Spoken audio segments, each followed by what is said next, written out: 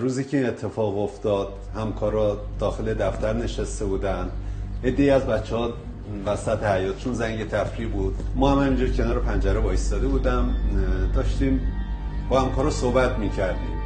روزی که این اتفاق افتاد من دقیقاً همینجا وایساده بودم، رو به بچه‌ها بودم. مولویایی که حالا یه تعداد مولویا کنارم بودن و هدایت راهنماییشون می‌کردیم، اون بچه‌ها رو تحویل میدادیم می‌بردن.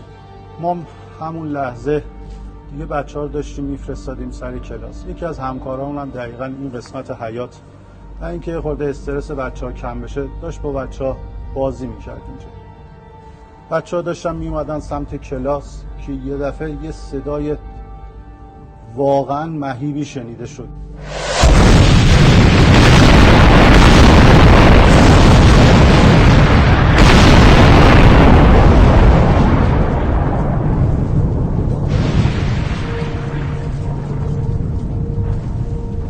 صدای اون انفجاری که یه طرف صدای جیغ بچه‌ها اصلا نمیدونستن چه کار کنن، کجا برن، هر کدومشون یه طرف میدویدن.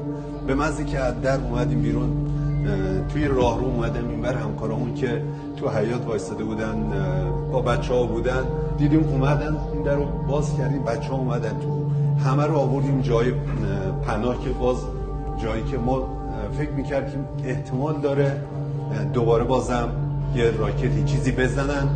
بعد از اینکه این اتفاق افتاد یه تعداد بچه‌ها رو من اینجا آروم کردم، اومدم اینجا رو به بیرون.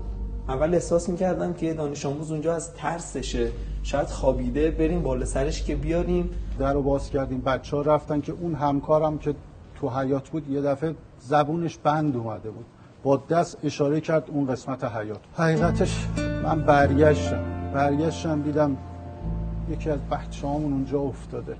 گفتیم که بریم بیاریمش. آقای فلا رفت بالا سرش، رفتم بالا سرش.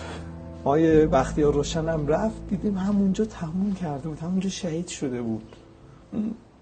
میله دکن مخابراتی که بالای تپه بود از شدت انفجار اومده بود خورده سرش.